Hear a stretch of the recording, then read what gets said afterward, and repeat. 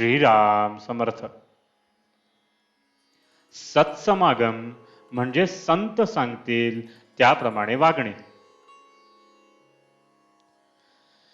कोणत्याही मंगल कार्यात सर्वाधिक गणपतीचे आवाहन करतात आणि सगळे कार्य संपले की सर्वांचे शेवटी त्याचे विसर्जन करतात.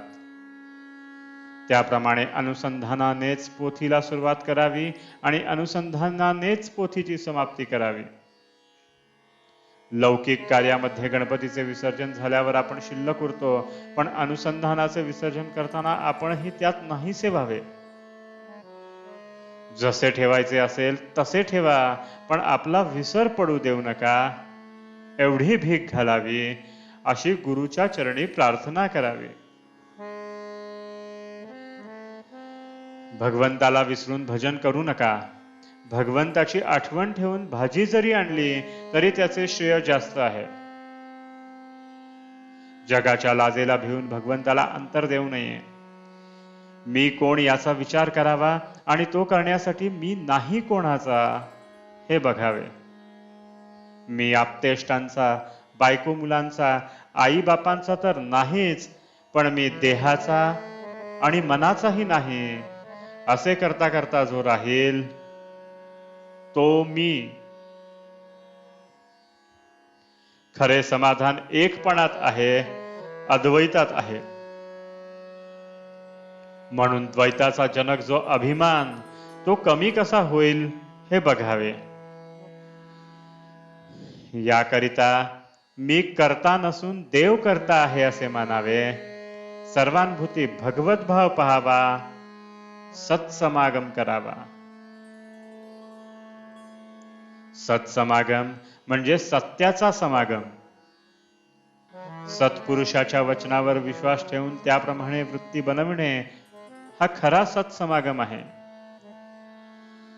संतांवर अनन्य श्रद्धा ठेवा, त्यांच्या चालीने चाला, त्यांच्या समागमात दैन्य मानू नका.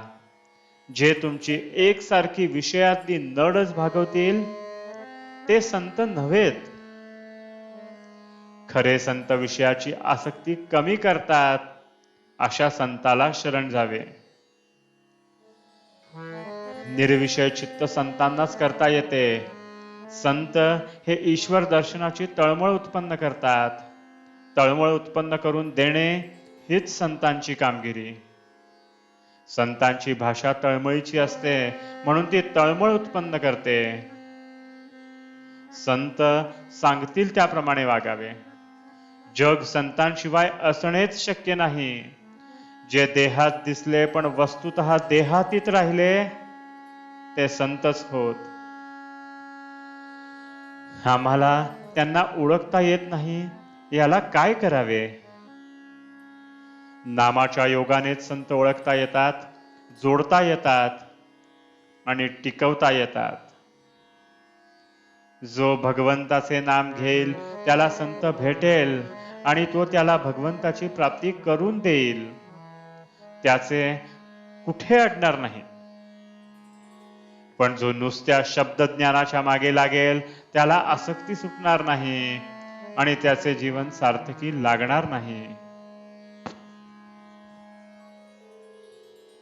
आजचे बोधवचन संताच्या पदरात पडले की तो आपली लाज राखतो.